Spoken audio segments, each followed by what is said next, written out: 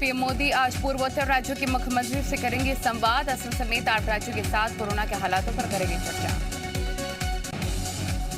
पर्यटन और धार्मिक यात्राओं को लेकर आईएमए की बड़ी चेतावनी, खतरा अभी टला नहीं, कोरोना की तीसरी लहर की बन सकती है बड़ी वजह। मध्य प्रदेश में कोरोना पर काफी हद तक काबू पा लिया गया है। इसे देखते हुए राज्य सरकार ने जनता को कुछ और रियायतें देने का फैसला किया। मध्य प्रदेश में रेस्टोरेंट अब 100% क्षमता के साथ खोले जा सकेंगे। पूरे प्रदेश में अब बाजार भी रात 10 बजे तक खोलने की इजाजत दी गई है। एमपी बोर्ड के 10वीं का रिजल्ट 14 जुलाई को घोषित किया जाएगा। इस बार रिजल्ट आंतरिक मूल्यांकन के आधार पर तैयार किया गया है। इस बार किसी भी छात्र को फेल नहीं किया जाएगा। मध्य प्रदेश के करीब 10.5 लाख बच्चे एमपी बोर्ड की वेबसाइट पर अपना रिजल्ट देख सकते हैं। जो छात्र अपने परीक्षा परिणाम से असंतुष्ट होंगे, बोर्ड उनके लिए विशेष परीक्षा आयोजित करवाएगा। विदिशा में चिकित्सा शिक्षा मंत्री विश्वास सारंग के कार्यक्रम में भी कोरोना गाइडलाइन की उड़ी धज्जियां। मंत्री विदिशा दौरे पर गए, जहां कार्यकर्ताओं और समर्थकों ने उनकी आओ भगत में कुछ इस अंदाज में मंत्री का स्वागत किया। एमपी में निजी स्कूल संगठनों के साथ ही एमपी के करीब 30,000 स्कूलों का प्रतिनिधित्व करने वाले मध्य प्रदेश प्रांतीय अशासकीय शिक्षण संस्था संघ भी सरकार के खिलाफ है, लेकिन संघ ने ऑनलाइन क्लासेस जारी रखी हैं। छत्तीसगढ़ में फिलहाल स्कूल कॉलेज नहीं खोले जाएंगे। छत्तीसगढ़ के शिक्षा मंत्री प्रेमसाय सिंह टेकाम ने यह बयान दिया है। मंत्री प्रेमसाय सिंह टेकाम ने कहा है कि हालात सामान्य होने के बाद बैठक करके इस संबंध में फैसला किया जाएगा कि स्कूल कब से खोले जाएंगे। छत्तीसगढ़ में बस ऑपरेटर्स ने बसें बंद करने का ऐलान कर दिया। प्रदेश में आज से बसें अनिश्चितकाल के लिए सड़कों पर नहीं चलेंगी। करीब 12,000 बसों के पहिया आज से थम जाएंगे। छत्तीसगढ़ में बस ऑपरेटर की मांग है कि यात्री बस किराए में 40% की वृद्धि हो। इसके साथ ही उपयोग न होने वाले बसों के टैक्स भी सरकार माफ करे। कहा जा रहा है कि पेट्रोल डीजल की कीमतों में बेतहाशा वृद्धि से बस संचालक परेशान है।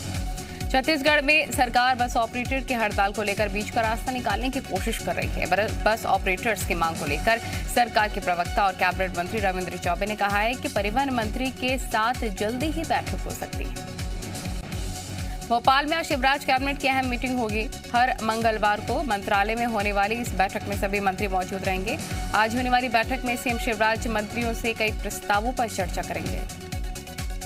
सीएम ने पिछले कैबिनेट मंत्री को हर सोमवार को अपने विभागों की समीक्षा के निर्देश दिए थे, जिस पर सीएम आज चर्चा कर सकते हैं। 9 अगस्त से एमपी विधानसभा के मानसून सत्र का आगाज हो रहा है।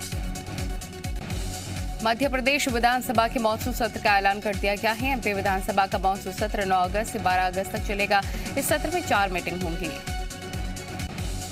मध्य प्रदेश विधानसभा के सत्र के दौरान सरकार पहला सप्लीमेंट्री बजट लेकर आएगी। इसमें कोरोना की व्यवस्थाओं में हुए खर्च के लिए प्रावधान किए जाएंगे।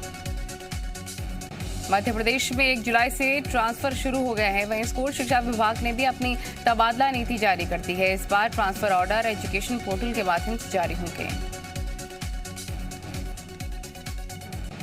31 जुलाई को रात 12 बजे ट्रांसफर के लिए पोर्टल लॉक हो जाएंगे। डीईओ को तबादले के लिए अपने खर्च पर 18 जुलाई तक आवेदन करना होगा।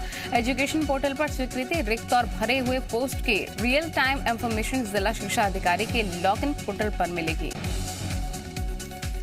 पीएम मोदी ने सोशल मीडिया के जरिए पद्म पुरस्कारों के लिए जनता से सुझाव मांगे। इसको लेकर छत्तीसगढ़ ने कृषि मंत्री रविंद्र चौबे ने डॉक्टर रमन सिंह पर सियासी तंज कसा। मंत्री रविंद्र चौबे ने कहा है कि पद्म पुरस्कारों के लिए छत्तीसगढ़ से डॉक्टर रमन सिंह को नामित किया जाना चाहिए, क्योंकि प्रदेश में शराब की नदियां बहाने में उनका योगदान है।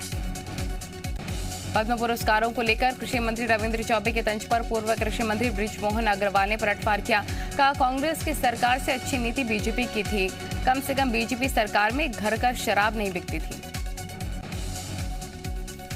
शिवराज सिंह चौहान ने आज जनसंपर्क विभाग के फैक्ट चेक पोर्टल का शुभारंभ किया। ये पोर्टल खबरों की सत्यता की जांच करेगा। पोर्टल आमजनों को भ्रामक खबरों और अफवाहों की सही जानकारी देने का काम करेगा।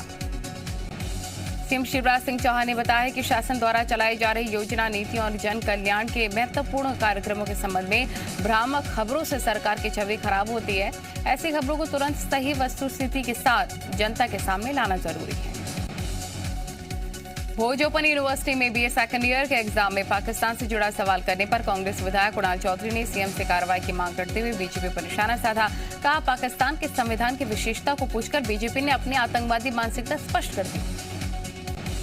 पूर्व उच्च शिक्षा मंत्री उमाशंकर गुप्ता ने पलटवार करते हुए कहा कि किसी भी देश का संविधान पढ़ने में कोई आपत्ति नहीं होनी चाहिए। जिस देश में हमारे अच्छे संबंध नहीं है, उस देश के संविधान की अच्छाई और बुराई के बारे में जानने में क्या हर्ष है। बलरामपुर में जीएमपीसीजी की खबर का असर हुआ है। कुसमी विकासखंड के करकेली गांव की 6 साल की दिव्यांग बच्ची शशि प्रभा की खबर दिखाए जाने के बाद आखिरकार मासूम को बेहतर इलाज नसीब हो सका। राज्यपाल अनुसुईया उइके ने मामले में संज्ञान लिया और बच्ची को बेहतर इलाज के लिए रायपुर बुलाया, जिसके बाद बच्ची के परिजनों ने राजभवन में राज्यपाल से मुलाकात की और बच्ची को इलाज के लिए रायपुर के निजी अस्पताल में भर्ती कराया।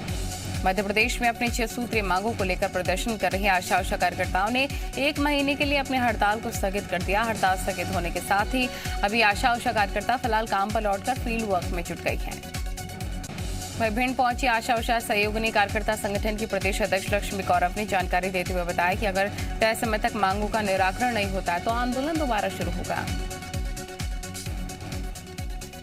लखनऊ में अलकायदा से जुड़े 2 आतंकवादियों की गिरफ्तारी के बाद मध्य प्रदेश में भी अलर्ट जारी किया गया है। इस अलर्ट को देखते हुए इंदौर में विशेष निगरानी रखी जा रही है और इंदौर से सटे महू में सैन्य छावनी होने के चलते पुलिस काफी सतर्कता बरत रही है। इंदौर के प्रमुख स्थलों और भीड़ भाड़ वाली जगहों में सादी वर्दी में पुलिस जवानों को तैनात किया गया। शहर में बम निरोधक दस्तों को भी तैनात किया गया है। ग्वालियर शहर की सबसे बड़ी लक्ष्मीगंज सब्जी मंडी को खोले जाने की मांग को लेकर व्यापारियों ने भारतीय कम्युनिस्ट पार्टी के साथ मिलकर प्रदर्शन किया। व्यापारियों ने मंडी खोले जाने की मांग को लेकर रैली निकाली और संभाग आयुक्त को ज्ञापन सौंपा। दरअसल कोरोना काल में लक्ष्मीगंज सब्जी मंडी को प्रशासन ने बंद करके शहर को 13 इलाकों में छोटी छोटी मंडी संचालित करने की कहा था, लेकिन केस कम होने से अनलॉक होने के हालातों के बाद मंडी को दोबारा नहीं खोला गया। इससे नाराज व्यापारियों ने प्रदर्शन किया।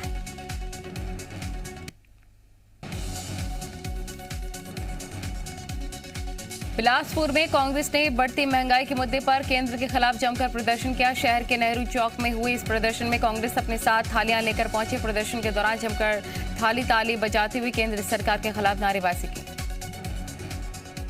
मध्य प्रदेश के अलग अलग हिस्सों में आसमानी बिजली गिरने से एमपी में 12 से ज्यादा लोगों की जान चली गई। छतरपुर के राजनगर में सोमवार दोपहर आसमानी बिजली गिरने से 3 किसानों की मौत हो गई, जिसमें से 2 पिता पुत्र थे। राजनांद गांव में 12 जुलाई 2009 में कोरकोट्टी नक्सली हमले में शहीदों को श्रद्धांजलि दी गई। तत्कालीन एसपी समेत 29 जवानों के शहादत की 12वीं बरसी पर श्रद्धांजलि सभा का आयोजन हुआ, जिसमें जनप्रतिनिधि कलेक्टर शामिल हुए। महापौर हेमा देशमुख ने कहा कि हमारी सुरक्षा के लिए शहादत देने वालों को छत्तीसगढ़ कभी नहीं भूलेगा।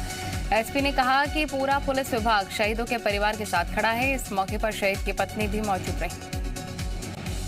बालाघाट जिले के परसाही गांव में एक परिवार को समाज से बहिष्कृत करने का मामला सामने आया है। परिवार के लोगों का कसूर सिर्फ इतना था कि उन्होंने पिता के अंतिम संस्कार संबंध में एक रस्म को पूरा नहीं किया था। दरअसल परसाही गांव में रहने वाले मुकुंदराम और दरबारी लाल के पिता गेंद लाल का 20 फरवरी 2021 को निधन हो गया था, जिसका अंतिम संस्कार सामाजिक रीति रिवाज के साथ कर दिया गया। मृतक के बेटों ने पिता की मौत के बाद सिर मुंडवाया, लेकिन चोटी छोड़ दी। ऐसे में समाज के कुछ लोगों ने उनको बहिष्कृत कर दिया। भिंड जिले के वैक्सीनेशन के दौरान लापरवाही का मामला सामने आया। फरियादी का आरोप है कि उसे दोनों बार वैक्सीन के अलग अलग डोजेस लगा दी गई। फरियादी के मुताबिक उसे पहली डोज कोवैक्सीन की, दूसरी कोविशील्ड की लगाई गई। मामले में डॉक्टर्स का कहना है कि फरियादी ने वैक्सीनेशन के दिए 2 अलग अलग नंबर, जिसे नई आईडी क्रिएट हो गई और कोविशील्ड का पहला डोज लग गया। रायगढ़ जिले में किसान खरीफ की फसल की तैयारी कर रहे हैं, लेकिन खाद की कमी उनके लिए काफी समस्या पैदा कर रही है। खाद की किल्लत होने के कारण किसान महंगे दामों पर व्यापारियों की खाद खरीदने को मजबूर हैं। तो दूसरी तरफ कृषि विभाग के अधिकारी लक्ष्य का 50% खाद का भंडारण होने की बात कह रहे हैं। टीकमगढ़ में खरगापुर थाना क्षेत्र में भेसली गांव में 3 बच्चों और मां की संदिग्ध मौत से हड़कंप मच गया। 4 शव गांव के बाहर एक कुएं से बरामद हो गए हैं। रविवार को महिला अपने बच्चों के साथ खेत पर काम कर रहे परिजनों को खाना देने के लिए निकली थी। विश्व प्रसिद्ध ज्योतिर्लिंग बाबा महाकाल के द्वार खुलते ही देश विदेश के श्रद्धालुओं का तांता लगना शुरू हो गया है। इसी कड़ी में जबलपुर से 60 सदस्यों की एक बैंड टीम बाबा के धाम पहुंची और उन्होंने बाबा के सामने कई दिल को मोह लेने वाली प्रस्तुतियां दी। जबलपुर की बैंड टीम पिछले 5 सालों से लगातार बाबा के सामने खास प्रस्तुति दे रही है। बैंड के सदस्यों का कहना है कि इस साल वो कोरोना महामारी से सभी को मुक्ति दिलाने की कामना लेकर महाकाल के दर पर आए हैं।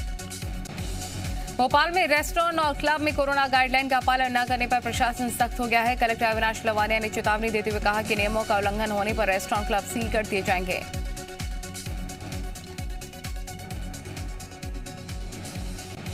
उज्जैन के नानाखेड़ा में तेज रफ्तार एम्बुलेंस बेकाबू होकर पलटी, ड्राइवर गंभीर रूप से घायल, जिला अस्पताल में भर्ती।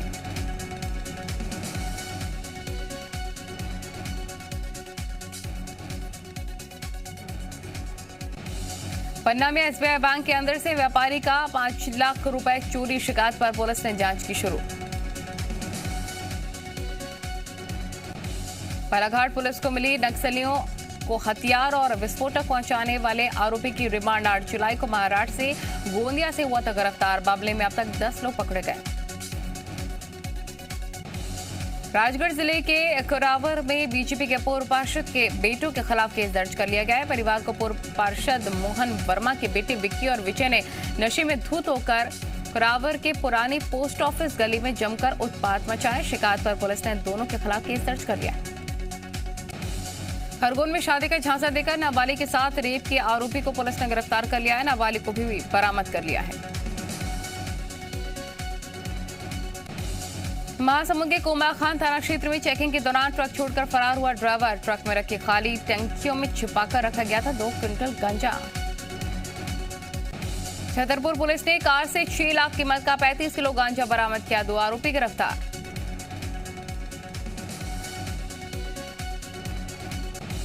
जांजगीर चांपा में पिरनो थाना क्षेत्र के ताल देवरी गांव में ट्रक ने बाइक को मारी टक्कर, 3 लोगों की हुई मौत। हादसे के बाद ड्राइवर ट्रक लेकर फरार।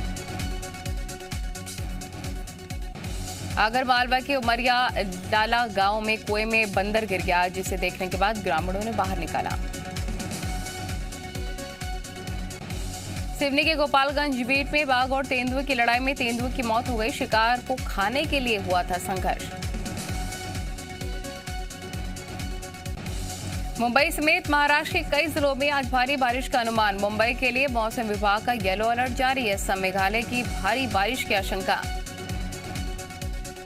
उत्तराखंड में 20 जुलाई सुबह 6 बजे तक बढ़ाया गया कोरोना कर्फ्यू। सुबह 8 बजे से शाम 7 बजे तक खुल सकेंगे बाजार, लेकिन जारी रहेगा वीकेंड लॉकडाउन। चित्रकूट में संघ की वार्षिक बैठक का आज आखिरी दिन। देश भर से वर्चुअली जुड़ेंगे कई संगठन के मंत्री। संघ की बैठक में लिए गए फैसलों की दी जाएगी जानकारी। यूपी आतंकी साजिश मामले में एटीएस को मिली दोनों संदिग्धों की 14 दिन की रिमांड। दिल्ली पुलिस की स्पेशल सेल दूसरी एजेंसियां भी करेंगी पूछताछ। यूपी जनसंख्या नीति पर दारुल उलूम ने जताई नाराजगी। बताया मानवाधिकार के खिलाफ बच्चों को सरकारी योजनाओं के से दूर रखा जाना गलत। नीतीश कुमार ने भी जताई असहमति। अलकायदा आतंकवादियों की गिरफ्तारी पर अखिलेश के बाद मायावती ने उठाए सवाल। कहा चुनाव से पहले इस तरह की कार्रवाई संदेह पैदा करती है। अब तक क्यों बेखबर रही पुलिस। ओवैसी से हाथ मिलाने वाले ओपी राजभर के खिलाफ पूरे उत्तर प्रदेश में नाराजगी। अपने विधानसभा क्षेत्र में भी झेलना पड़ा विरोध। अब केजरीवाल से हाथ मिलाने की तैयारी।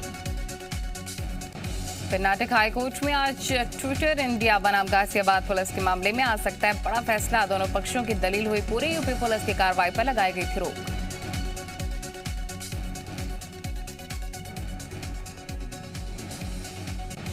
देश के कई राज्यों में अभी भी बनी है वैक्सीन की कमी। मुंबई में बंद करना पड़ा सेंटर। बिहार में वैक्सीन की भारी किल्लत। पटना में वैक्सीन नहीं होने का नोटिस चिपकाया गया।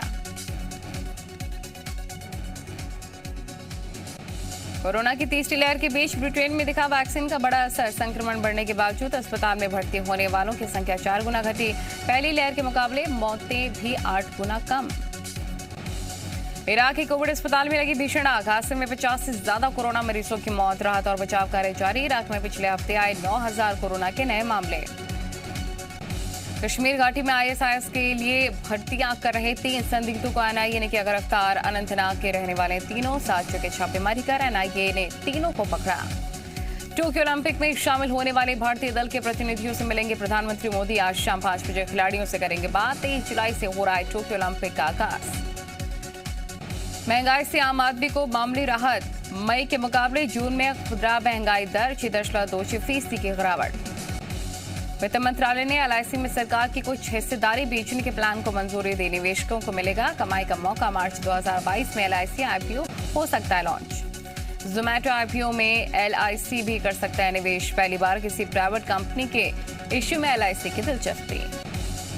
जुलाई में ही बढ़ेगा महंगाई भत्ता। सरकारी कर्मचारियों के महंगाई भत्ते में जुलाई के महीने में ही 3% वृद्धि की जा सकती है।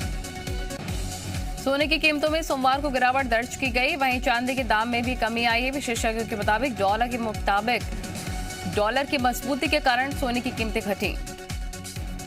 शेयर बाजार के दिग्गज निवेशक राकेश झुनझुनवाला एविएशन सेक्टर में बड़ा निवेश करेंगे। सूत्रों के मुताबिक कम किराए वाले एयरलाइन पर लगाएंगे दांव। टेस्ट सीरीज से पहले खेले गए काउंटी क्रिकेट में आर अश्विन हुए फेल। 258 गेंद पर लिए सिर्फ 1 विकेट। 5 मैचों की टेस्ट सीरीज 4 अगस्त से शुरू होनी है। खेल मंत्री अनुराग ठाकुर ने मंत्रालय का कार्यभार संभालने के बाद अपनी पहली समीक्षा बैठक की। आगामी टोक्यो ओलंपिक के लिए भारत की तैयारियों का जायजा लिया। भारत श्रीलंका मैचों के शेड्यूल के बाद समय में बड़ा बदलाव। पहला वनडे रविवार को दोपहर 2:30 बजे के बजाय अब 3 बजे से खेला जाएगा। यूरो कप 2020 के फाइनल में इंग्लैंड के खिलाड़ियों के हार के बाद बेकाबू हुए फैंस। वेम्बले स्टेडियम में फैंस ने लेसेस्टर स्क्वायर पर जमकर हंगामा मचाया।